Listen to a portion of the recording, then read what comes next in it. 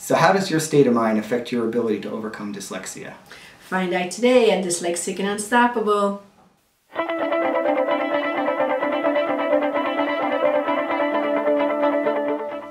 Hi, it's Dr. Doug Curtis. And Lucy Curtis from Dyslexic and Unstoppable. Our mission is to help dyslexics rediscover their inner power. That's right, and as we said in the introduction, I think a lot of what you get out of dyslexia, or what your outcome is, comes from your state of mind towards dyslexia. Mm-hmm. So how can we help parents, have the right state of mind towards dyslexia, or empowering state of mind towards dyslexia? Sure. Well, for me, I think of two things: the way we approach dyslexia, what do we think of it, how we present it to our children, right? So, as I say all the time, everybody is born with a purpose in life, and dyslexia is part of your journey, so embrace it. What is it that it gives you that is a positive thing, right? Regardless of the obstacles along the way, there's something positive with it.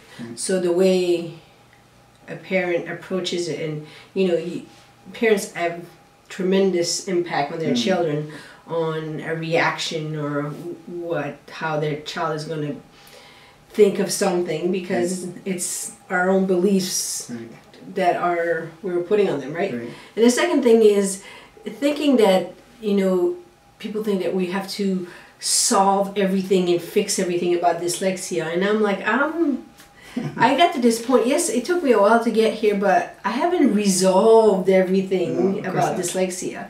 But I have found ways to cope, and it's more than cope now, is live my life and be successful and be happy regardless of whatever my struggles are. So like sometimes I buy a book, because I still try to read books, and some I can read easily, but sometimes I buy a book and I'm like, oh my gosh, I read the same chapter, not the same chapter, the same paragraph over and over and over. And it's like, I'm not going to get through this book.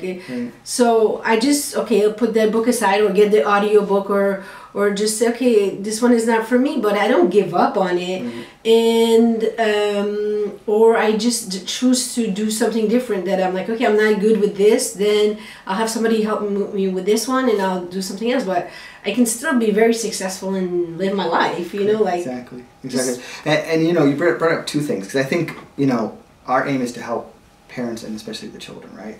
So in any way, anything, where any human comes into something and approaches something, how you approach it, the way you frame it, already automatically impacts how you do it. So for an adult, right, dealing with dyslexia, the way they frame it, oh my gosh, dyslexia, it's such a burden, I have so much trouble, I can never read and write, then everything they approach comes from that struggle, from that difficulty, and they're less likely to see opportunities, and less likely to, when they have them, think, like, they'll immediately think, oh, that's going to be another struggle, so they won't go through it. Whereas if they think to themselves, in my dyslexia, I have this amazing creative mind, or I have this, I can, a great problem solver, or whatever, then anytime they approach a problem, they say, look at all the other times I succeeded, I can get through this.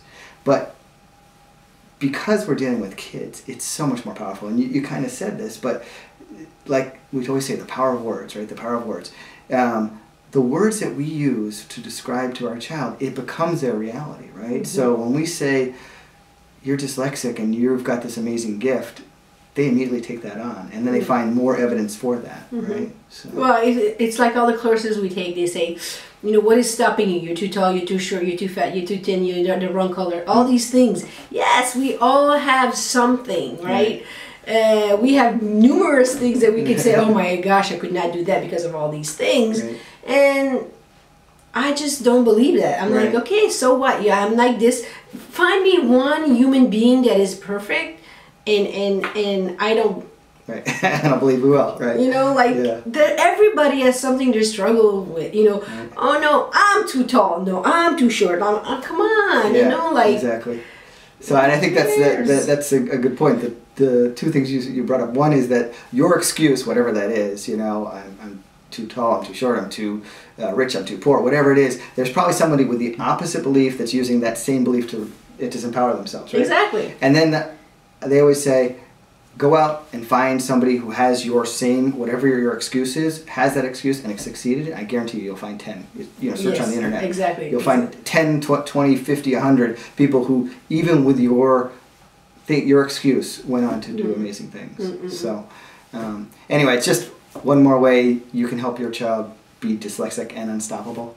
Let us know what you think. Leave us a comment below and visit us at dyslexicandunstoppable.com. Thank you. Thanks.